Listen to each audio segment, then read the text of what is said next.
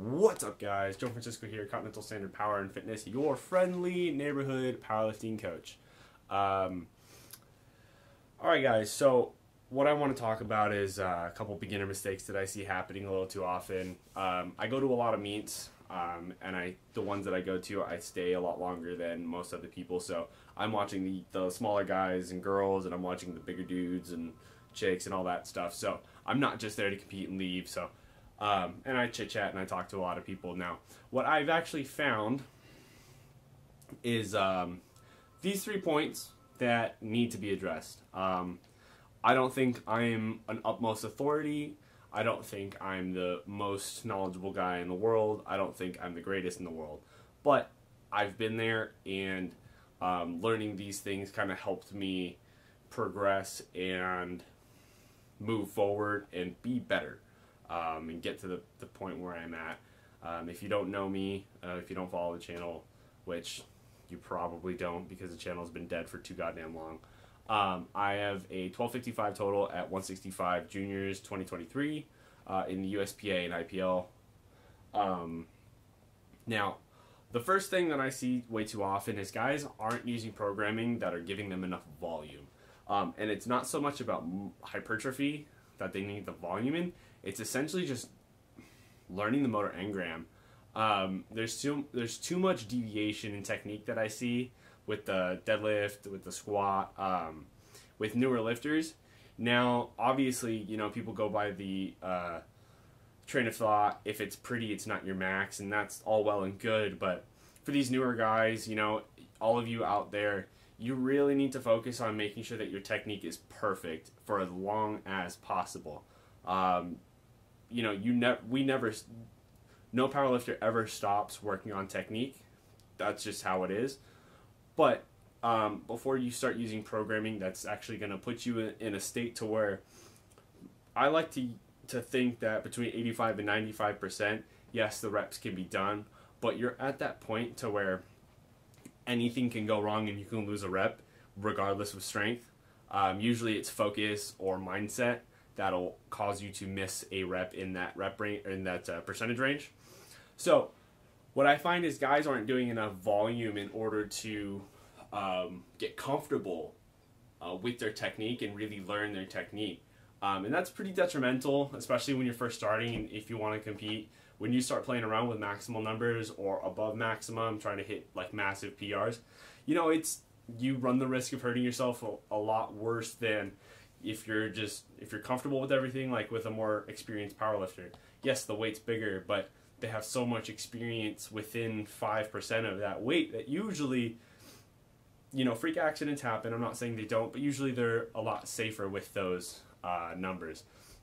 So what I would suggest is using a program that's basically going to allow you to get more volume in under 80%. So I like Wendler because it gives you a good balance between 80 to 85 and 70 to 75%.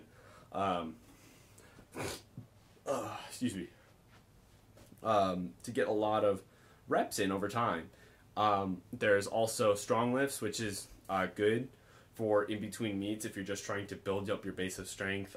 Mad Cow is very good at that. Texas Method is very good at that. Basically, you want as many reps as possible for as long as possible in order to make sure your motor engrams are perfect. Because in the end, that's what a good 1 rep max is. It's a perfect pattern with as much neurological, neuromuscular, let me regroup real quick. A good 1 rep max, you're looking for perfect technique with as much neuromuscular firing. Fuck it, I can't think of the word. I'm not going to make another take. Anyways, so it's as much muscular use with a perfect technique as possible. So those two things hand in hand. So you have up here your level of activation, so muscle firing, and then up here you have the level of 2 different bars. This is a bar graph right here, right underneath my chin. You have your level of weight, basically, so activation and then technique, how perfect your movement patterns are for your body. So those two are the things that are really going to help you be better in the sport. The second thing that I notice too often is the fact that guys don't know how to peak. that ties into programming in a sense, because they're not learning basically how to maximize their strength. They're building all this strength, they're building all this muscle, then they go to a meet and they're not understanding how to maximize. So what I would say is, if you're on some sort of a volume program, like I would suggest, you don't have to listen to me. You could find whatever program you want. You could do Smolov, you could do Smolov Junior, whatever it is, Strong Lifts, Texas, Mad Cow.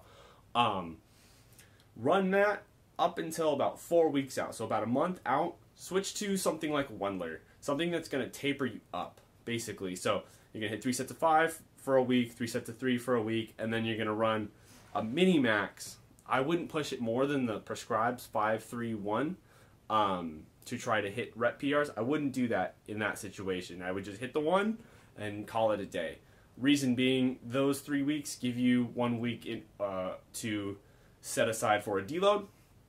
Hit that deload, chances are you'll be peaked up, ready to go. There are other schools of thought as far as peaking that I use. That's just what I gave as an example of a very basic peak, and it works. Other than that, you can Google peaking for powerlifting. I know Powerlifting to Win has a video about it. Campbell Fitness has a video about it. I'll try to find the video links and put them in the description for you down there. But so those are the first two things. And the third thing really is just kind of mindset. A lot of younger dudes, they don't really understand, what it means to be competing. Everyone has their own type of intensity or mindset when they go up onto a platform or they approach a heavy lift, and that's fine. We know guys like Brendan Campbell. I'm gonna kind of refer to the guys that I follow as examples, just because you probably understand who they are and can understand what I'm saying. So Brandon Campbell stays very, very calm through his lifts, but in his mind he's very focused. That's intensity. Guys like Max Tuning and myself, we both kind of get very hyped up before a lift. It's more outward. For whatever reason, that's just how he functions, that's how I function, that's what works. You gotta find that spot for yourself in order to maximize the stimulus to basically just be perfect, or be as good as you possibly can. And that takes time. That takes a lot of time in order to learn, because it doesn't just fall into your lap. Usually you gotta kind of work at it and build it up. Elliot Holst uses the term sometimes, drop the anchor. Develop that anchor, that emotional kind of point in your mind that you focus on, where you feel invincible. You focus on it, your heart rate starts to beat, basically your adrenaline starts firing. And so that way you basically hype yourself up in order to get ready for the lift. Alright, it's been 8 minutes. Shit, 8.5 minutes. I can see the timer right there. I'm going to stop talking now. Anyways, guys, I hope you enjoyed the video. If you have any more questions, please feel free to comment. I appreciate any likes, any subs that may find their way to my channel. I'm going to start trying to... I keep saying this in every single fucking video, but now that I have a gym in my garage and I have my computer with me, I am going to focus on getting more content out, probably 2 to 3 a week if I can, if not at least once a week. Anyways, guys, my name is Joe Francisco. I am Continental Standard Power and Fitness. I hope you enjoyed the video. Please stay tuned for more. Your friendly neighborhood powerlifting coach. Peace out.